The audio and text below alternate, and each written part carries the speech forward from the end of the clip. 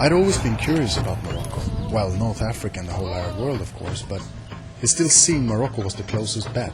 A great start for a longer journey, not just geographically. Must have been the images of the nature, the desert, the art and handicraft, all colors and smells, and that mighty hot and sweet mint tea I had tried a few times back home in cool Sweden.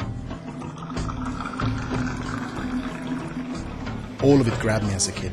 Even took me on fantasy travels with Tintin, Milou and Lawrence of Arabia. But that's 20 years ago. What about 2005? The almighty era of the modern crusaders.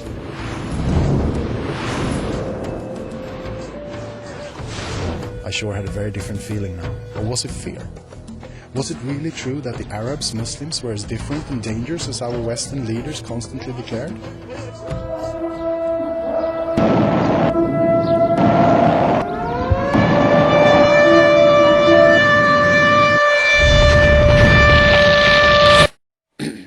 Well, first Morocco.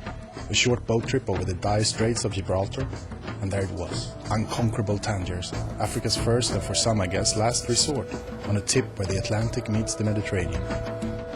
I met the most delightful and generous people from all walks of life, were invited into the strangest places and situations, ran into lifestyles I would never have dreamt of before.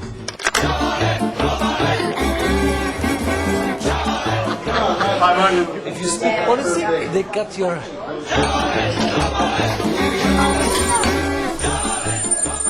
When you said...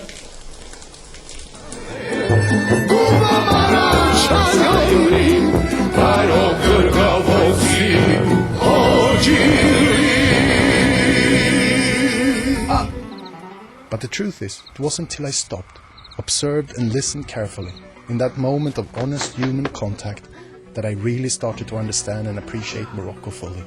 A land so close but still so far away. I was a highwayman. Along the coast roads I did ride. This is a fascist country. Sometimes certainly you can see that Morocco in rose glasses, it's okay. But when abruptly they just decide and they say no. On the southern side of Atlas I met Hassan Buru, English teacher in a small city high school, slowly giving up his ideals, glancing at paradise in the west. But was he really gonna leave? Getting a visa for European countries here is like going to paradise, which is not. It cost me around 80,000 dirhams. And I met the unofficial king of karaoke, Mr. Sando Khan.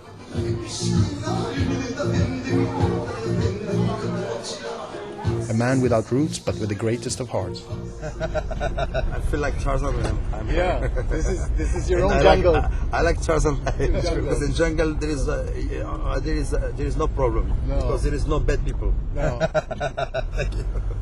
So how you find the place? It's fine. Where did you get it? Did you get it here in Morocco? No, I get it for somebody from Holland.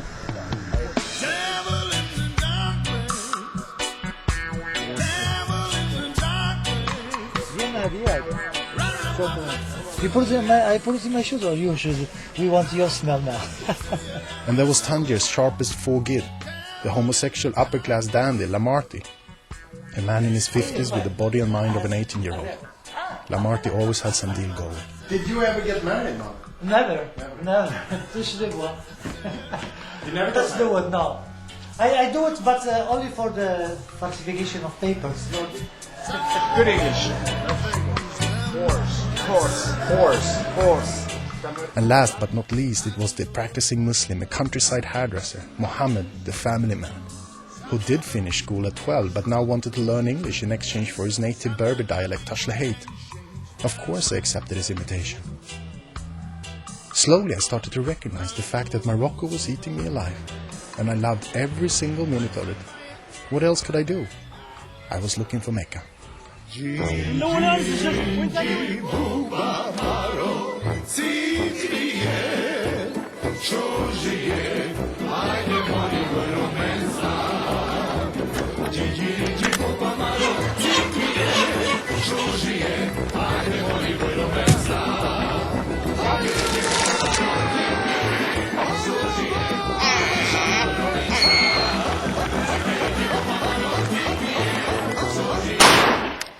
So there is an anti-terrorist race and I cannot run?